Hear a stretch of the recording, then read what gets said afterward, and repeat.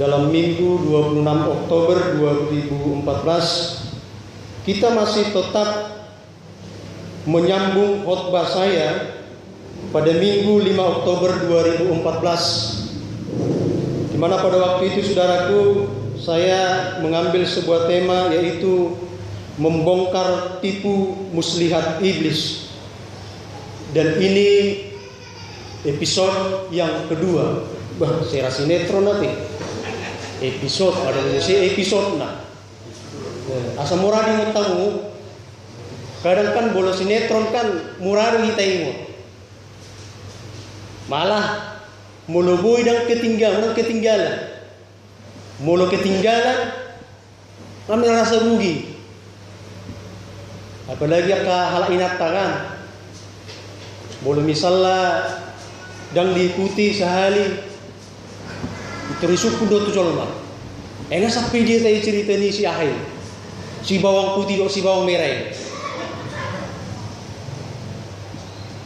Nah, Bapak Ibu sudah dikasih Tuhan Yesus Kristus, itu sebabnya saya menganjurkan kepada kita semua supaya kita, ya kalau boleh, jangan absenlah setiap minggunya. Ya, kalau absen berarti saudara sendiri yang rugi. Ya, karena apa?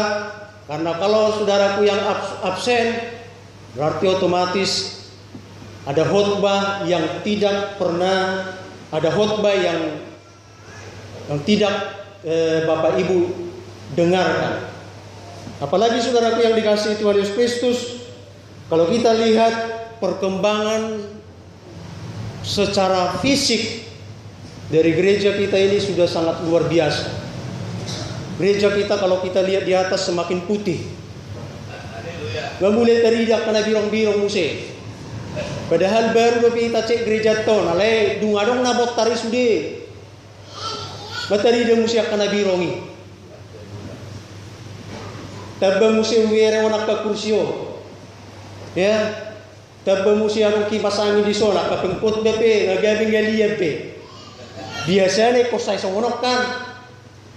Malah baju be sampai marai. Alayon aladong dua kipas di jolo. Dang marai be. Alay mudo bu ini ada sampai galian nanti. Mudo sempak galian pagkot badang pinoto be. Nah, itu sebabnya saudaraku yang dikasihi Tuhan Yesus Kristus, ini harusnya kita jadikan sebagai motivasi. Motivasi untuk apa? Untuk kita terus untuk bersemangat memuji nama Tuhan. Haleluya.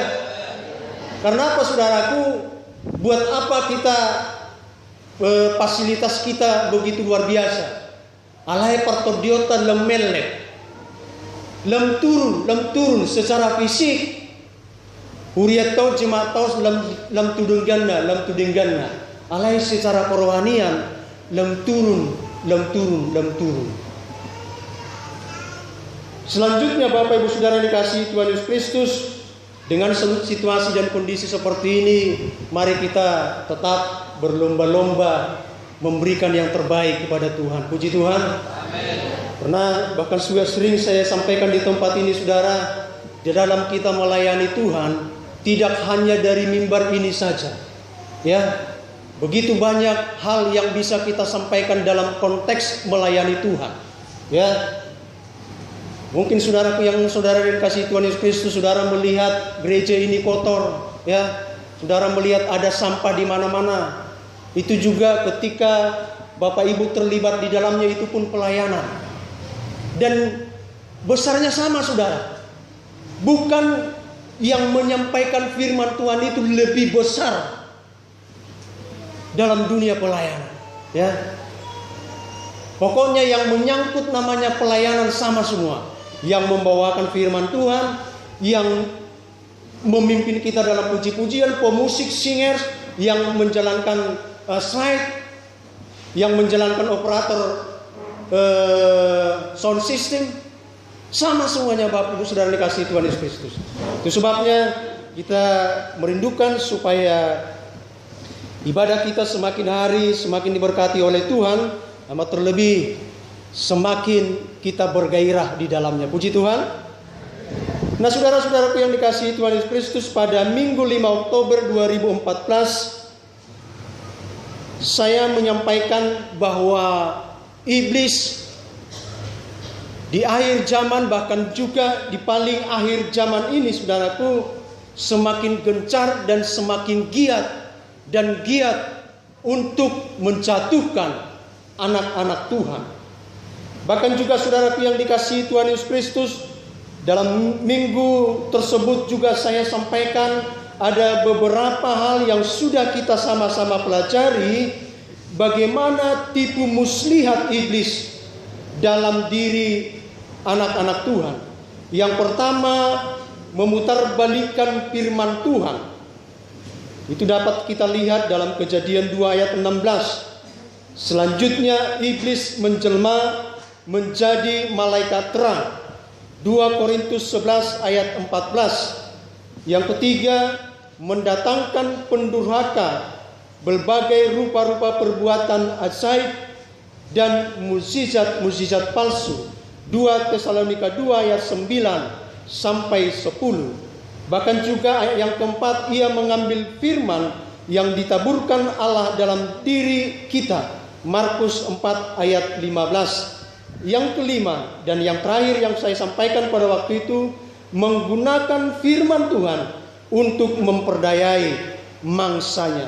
Matius 4 ayat 6, Mazmur 91 ayat 11. Dan pagi ini kita lanjutkan kembali dalam episode yang kedua, yaitu membongkar tipu muslihat iblis. Kita akan buka Alkitab kita bersama-sama, Imamat 19 ayat 31 dan Imamat 20 ayat 16. Kalau sudah ketemu katakan haleluya, dan saya ajak semua kita bangkit berdiri. Sekali lagi, Imamat 19 ayat 31 dan Imamat 20 ayat yang ke-6.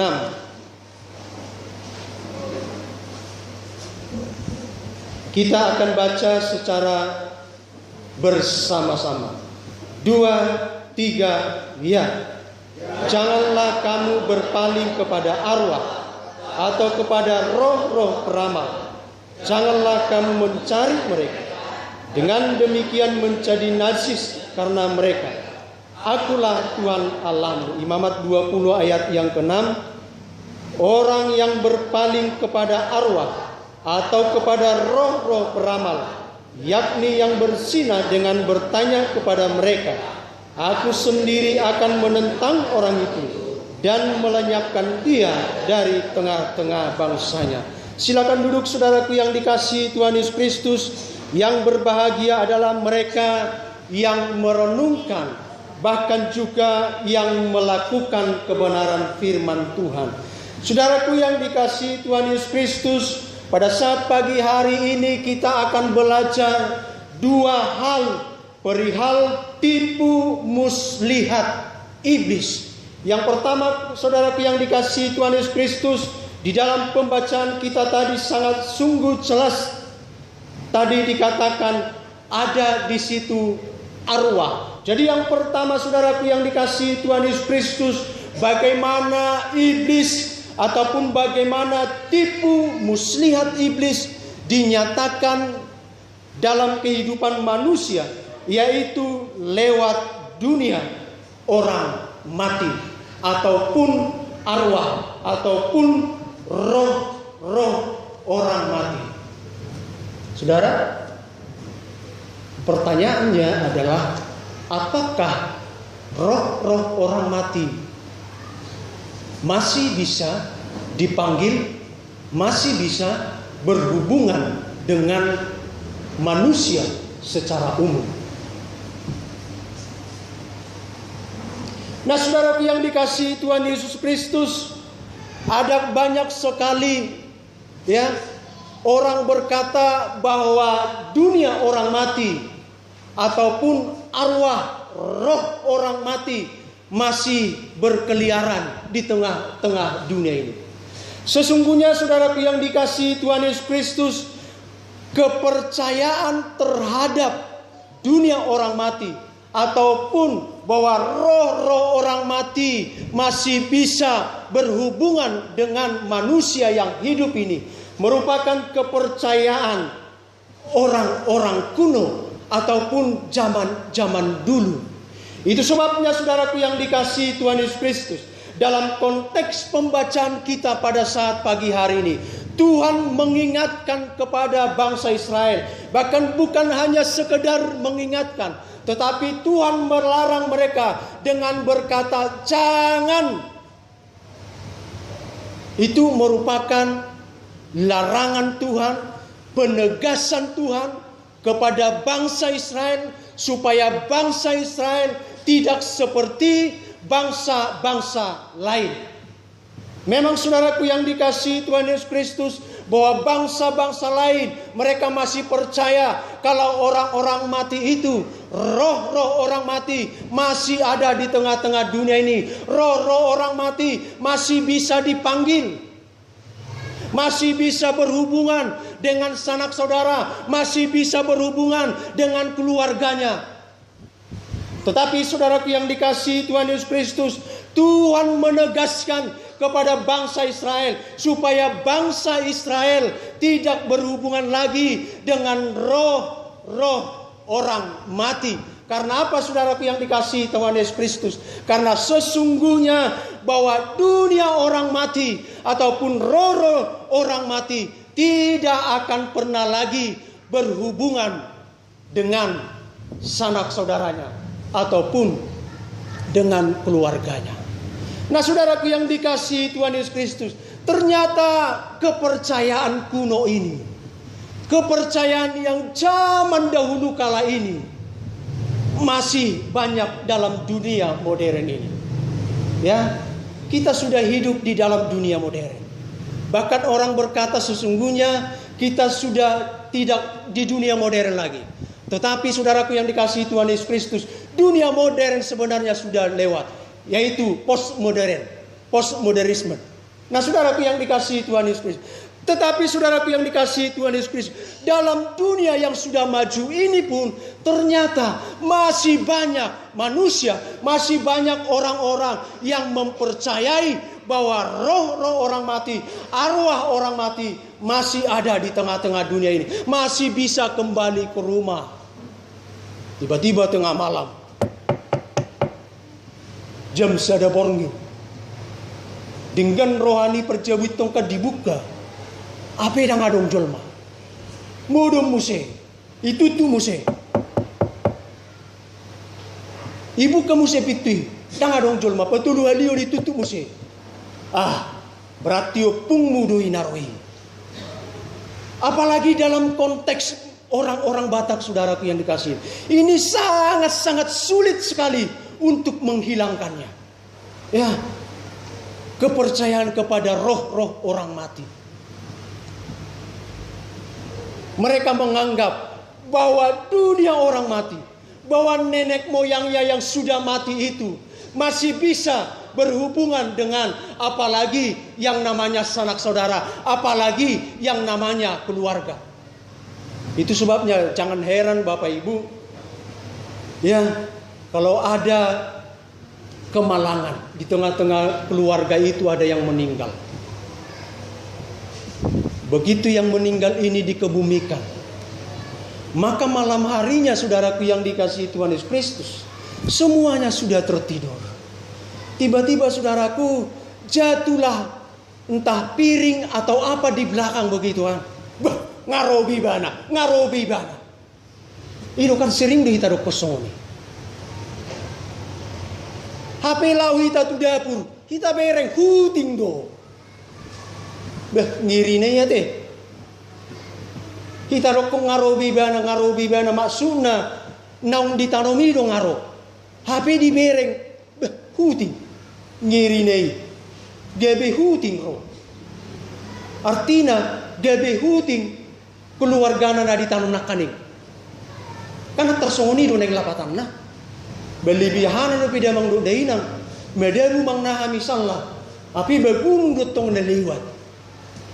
Alay do kong ngarobe. bapa, ngarobe opung, ngarobe oma. Nah saudaraku yang dikasihi Tuhan Yesus Kristus, jadi sesungguhnya kepercayaan ini, sadar atau tidak sadar saudaraku yang dikasihi Tuhan Yesus Kristus, masih melekat di dalam diri kita. Tergoar dunian hita Kristen. Kita mengaku adalah orang-orang Kristen, orang-orang percaya. Tetapi kita pun sama dengan mereka-mereka yang percaya pada zaman dulu kala itu. Mereka-mereka yang percaya pada zaman kuno itu. Kita masih tetap seperti mereka. Kalau mereka percaya kepada hal-hal itu. Nah saudaraku yang dikasihi Tuhan Yesus Kristus, firman Tuhan menegaskan kepada bangsa Israel, bahkan juga kepada kita di saat pagi hari ini saudaraku yang dikasihi Tuhan Yesus Kristus, bahwa kita supaya kita tidak mempercaya lagi atau tidak percaya lagi kepada arwah-arwah nenek moyang. Karena apa? Karena itu adalah salah satu tipu muslihat iblis.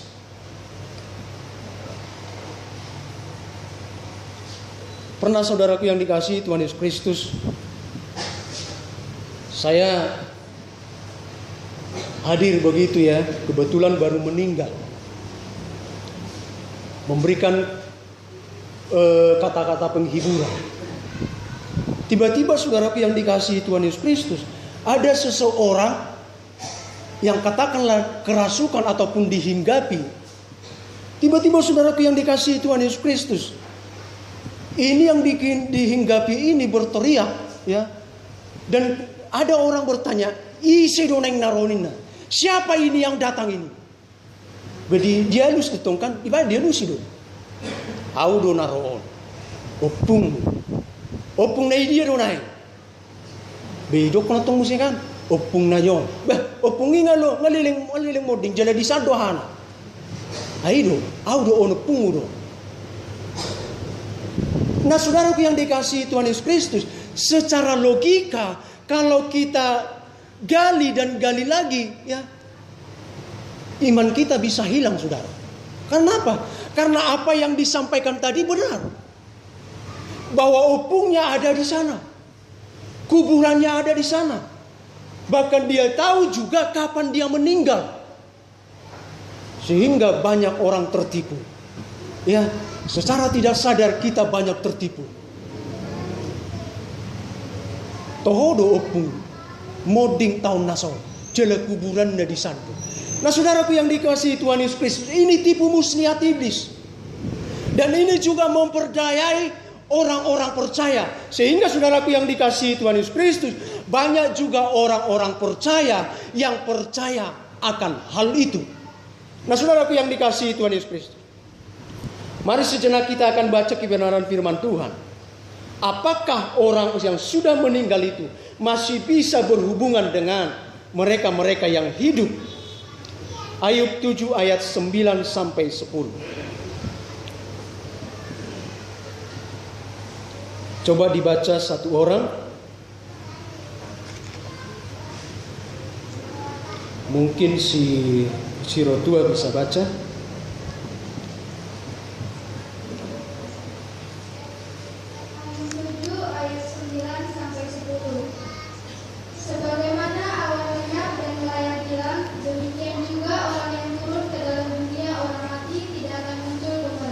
Iya, sampai di situ. Sampai di situ, Bu. Dikatakan saudaraku yang dikasihi Tuhan Yesus Kristus, demikian juga orang yang turun ke dalam dunia orang mati tidak akan muncul kembali. Haleluya. Songon nauti teman doko name. Songon nauti teman doko haleluya. Haleluya. Ini firman Tuhan saudara. Ya. Bukan Pak Pendeta Muda Joel Nababan yang mengatakan, tetapi firman Tuhan. Juga orang yang turun ke dalam dunia orang mati tidak akan muncul kembali. Memolotung pemisalla. Media buah kabalanga. Media buah kapiri. Akagalas. Mungkin posisinya orang tepat. Jadi hola roba gurung tersenggol nekor ni bagurung ikan. Bitur mede umat to. Unang itarokon ngarobi ibana. Memulo dihajol maun asiroa. Ngarobi ibana inna alai bagurung naro. Ngarobi ibana inna alai huting naro. Nah, saudaraku lanjutkan lagi loh tua. Ayat 10, dia tidak lagi kembali ke rumahnya dan tidak dikenal lagi oleh tempat tinggalnya. Haleluya. Jadi jangan harapkan kembali ya. Bapak saya sudah meninggal. Saya tidak pernah mengharapkan kalau papa saya datang lagi ke rumah saya ngetok-ngetok pintu. Firman Tuhan saudaraku yang katakan, ia tidak lagi kembali ke rumahnya dan tidak kenal lagi oleh tempat tinggalnya. Ia nggak kembali lagi ke rumah kita itu saudara. Kalau ada saudara-saudara kita yang meninggal. Ada lagi orang berkata saudaraku yang dikasihi Tuhan Yesus Kristus, masa 40 hari katanya masih di awang-awang ini saudara. Ya. Kasihan sekali dia di awang-awang ini saudaraku yang dikasihi Tuhan Yesus Kristus ya. Masih di awang-awang. Mungkin jalan-jalan dia pantau. Ya kan saudara? Kadang-kadang menakuti orang kan.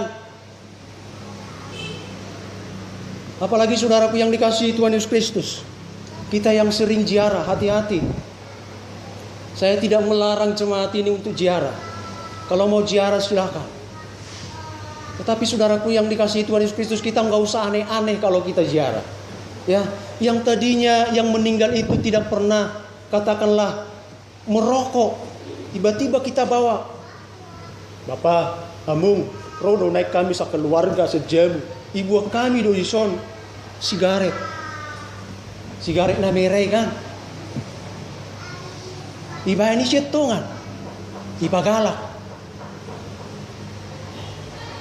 Ipagalat tuh bakal kencang ikan bahama terus bertimus maaf garana ipe semakin belgama bemulak lagi. Kebetulan Bapak Ibu Saudara dikasihi Tuhan Yesus Kristus, ada lagi yang ziarah datang ke situ. Dia cerita, kemarin kalian buat rokok ya di atas kuburan itu. Iya, kenapa rupanya? Wih, udah habis. Wih, iya, udah habis ya. Iya, wah berarti nih mana dumangi sapi katanya. Padahal tikingoluna pi amat tahun hola mara menghirup udara ni sigaret tinggal buah pi mana. Bedung marisa pi dung di torun ditano mana gabi maloi mana marisa. Nah, saudaraku yang dikasihi Tuhan Yesus Kristus, sekali lagi saya katakan bahwa ini merupakan tipu daya ataupun tipu muslihat daripada iblis. Ya. Secara tidak langsung ini akan memperdayai iman kita. Nah, saudaraku yang dikasihi Tuhan Yesus Kristus. Jadi ayat firman Tuhan sudah menegaskan bahwa sesungguhnya orang yang sudah mati itu bahkan tidak mengenal lagi di mana tempat tinggalnya. Oh, naujui tempat tinggal lu di Sado, di Perumnas Mandala. Di ngoti-ngoti mana? Di Perumnas Mandala di diru lah ingatnya. Ay lumayan luas di Perumnas Mandala. Unang jonok kami di Perumnas Mandala tu tangkuk bongkar. Di ngoti-ngoti mana musim? Oh, di jalan. Dah ada itu saudaraku yang dikasih. Dia nggak ingat lagi. Bagaimana posisi rumahnya nggak ingat lagi. Apa yang terjadi dengan rumahnya itu dia ingat lagi. Seperti apa warna catnya nggak ingat lagi saudaraku yang dikasih Tuhan Yesus Kristus. Nggak ingat lagi. Itu yang dikatakan firman Tuhan. Nah, saudaraku yang dikasihi Tuhan Yesus Kristus, ketika seseorang meninggal, kemana sesungguhnya dia pergi? Dalam bahasa aslinya ada dua kata yang dipergunakan. Untuk yang pertama saudaraku, Hades ataupun Sheol, yaitu tempat penantian bagi orang-orang yang tidak percaya, yang tidak mengenal Kristus. Di tempat ini sangat gelap dan siksaan sudah mulai dirasakan. Hades ataupun Sheol. dalam bahasa Yunani. Jadi mereka-mereka yang tidak percaya, saudaraku yang dikasihi Tuhan Yesus Kristus, di sanalah mereka ditempatkan, tempat penantian. Nah, tempat penantian ini Bapak Ibu Saudara yang dikasihi Tuhan Yesus Kristus, mereka tidak bisa keluar masuk dari sana. Ya, tidak bisa keluar masuk. Hei Pak, saya permisi dulu. Hari ini saya permisi dulu. Hari ini saya off dulu. Molo si pesalmit taburu ke. Molo opi mana tuh komandannya. Dilihat dope. Pak, hari Minggu saya mau off. Karena apa? Saya mau beribadah. Tidak bisa seperti ini, saudaraku yang dikasihi Tuhan Yesus Kristus. Ya, orang-orang yang sudah ada di Hades tadi, mereka berkata, Bapak sebentar saya off dulu ya. Saya mau jalan-jalan dulu ke rumah saya. Tidak ada itu, saudaraku yang dikasihi Tuhan Yesus Kristus. Saya mau lihat dulu cucu-cucu saya. Saya mau lihat dulu anak-anak saya. Mereka hidup benar enggak? Jadi Hades itu tempat penantian bagi orang-orang yang belum percaya ataupun di luar Kristus. Selanjutnya bagaimana dengan kita? Orang-orang yang sudah percaya, yaitu Firdaus, tempat penantian bagi orang-orang yang menerima Kristus. Saudaraku, kalau di Hades itu tadi, mereka di sana tidak ada istilah saya mau jalan-jalan dulu. Sama juga mereka-mereka yang ada di dalam Firdaus, yaitu tempat penantian itu, saudaraku yang dikasihi Tuhan Yesus Kristus, mereka juga tidak bisa berkata, sebentar saya dulu jalan-jalan ke rumah saya, melihat situasi dan kondisi. Saya mau melihat anak-anak saya mau melihat istri saya. Sekarang istri saya sudah seperti apa? Yang dahulu istri saya cantik, kalau sekarang masih cantik enggak? Atau bertambah cantik enggak sesudah saya meninggal? Tidak ada, saudara. Karena apa? Karena tidak ada lagi hubungan antara orang mati dengan orang hidup. Puji Tuhan. Suatu ketika, saudaraku yang dikasihi Tuhan Yesus Kristus, Raja Saul, ya, coba kita buka di dalam 1 Samuel pasal yang ke-28.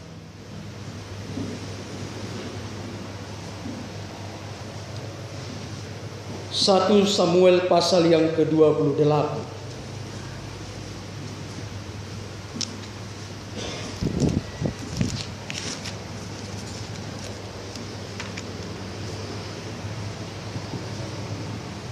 Suatu ketika, saudaraku yang dikasihi Tuhan Yesus Kristus, Samuel meminta petunjuk daripada Tuhan.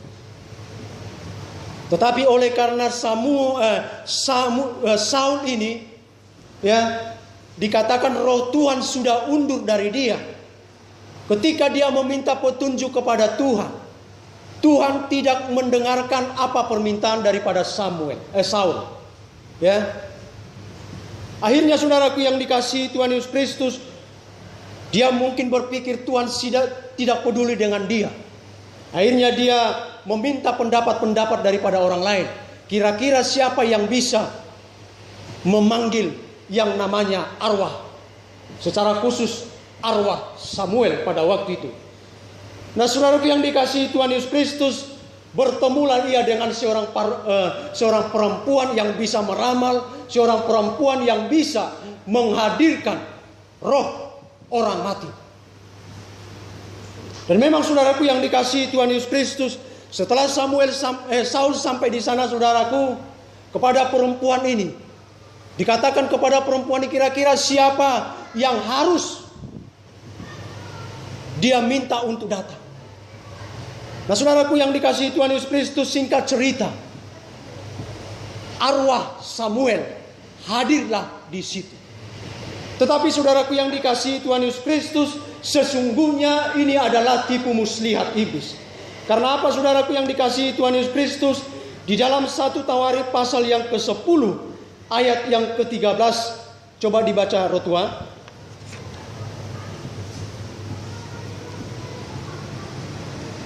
Satu Tawarikh pasal yang ke-10 ayat 13. 1 Tawarikh 10 ayat 13.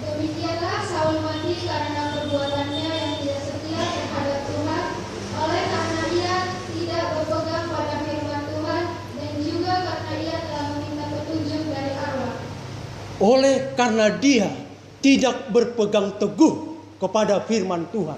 Dan oleh karena dia meminta petunjuk kepada orang yang bisa memanggil Allah. Jadi saudaraku yang dikasihi Tuhan Yesus Kristus, kehidupan orang-orang yang terlibat di dalamnya sangat mengerikan sekali. Bahkan Tuhan katakan menjadi najis. Karena apa? Firman Tuhan katakan sesungguhnya seseorang ketika terlibat di dalamnya dia sudah melakukan persinahan, yaitu persinahan secara rohani.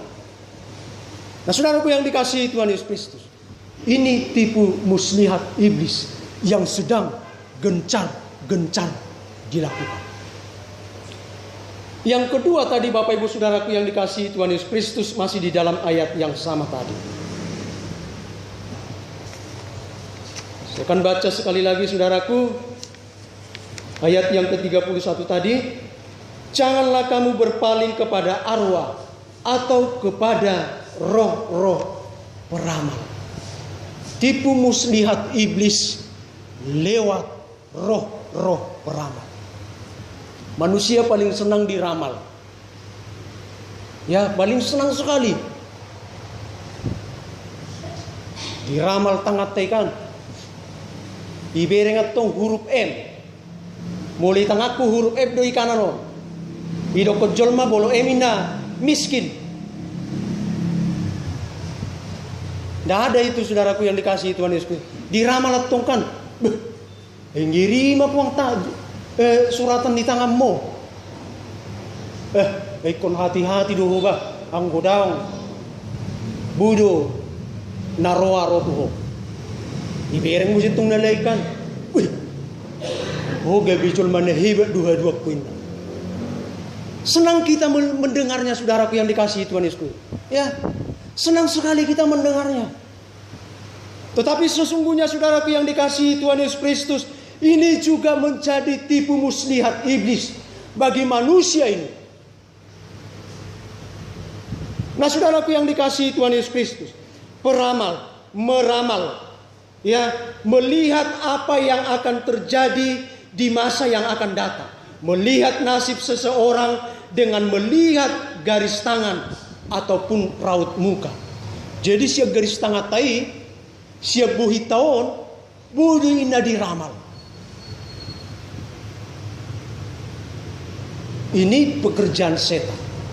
Nah saudaraku, saya tidak berkata bahwa pekerjaan setan itu bisa melakukan hal-hal luar biasa, bisa. Ya, dalam khotbah saya beberapa minggu yang lalu, setan juga bisa melakukan mukjizat-mukjizat. Tetapi mukjizat-mukjizat itu adalah mukjizat-mukjizat palsu. Itu yang dikatakan oleh firman Tuhan. Apalagi anak-anak muda yang senang dengan horoskop, ya, zodiak, Taurus, ya, dilihat di koran ataupun di majalah-majalah, dibaca-baca. Kesehatan, hati-hati dengan kesehatan Anda. Keuangan, macam nyerido di bulanon, molo di basa-bata. Keuangan lancar. Jodoh sudah semakin dekat. Lemlasat tong rohana kan. Songon nahonado puang inna. Nah saudaraku yang dikasihi Tuhan Yesus Kristus, secara tidak sadar kita sebenarnya sudah terikat dengan hal-hal demikian. Firman Tuhan mengingatkan kita supaya kita tidak terlibat di dalamnya. Karena apa? Karena itu adalah kekejian bagi Tuhan. Haleluya. Tidak usah ramal-ramal saudara. Kita punya Allah yang luar biasa. Haleluya. Nggak usah pergi kepada roh-roh nenek moyang kita. Allah kita lebih luar biasa daripada itu. Haleluya. Apakah Tuhan tidak mampu memberikan masa depan yang cerah bagi engkau, sehingga engkau hanya berpikir meramal, hanya engkau berfokus kepada zodiak, kepada horoskop? Apakah Allah tidak sanggup memberikan masa depan kepada engkau? Apakah Allah tidak sanggup mensukseskan cita-citamu? Kalau Allah meramal hidup kita ini, tidak ada lagi pengharapan, saudara. Nggak perlu lagi pengharapan. Naik harapan perlu. Tidak toh. Mulu naik harapan perlu doh. Apalagi diisi mai harapan. Amani harapan.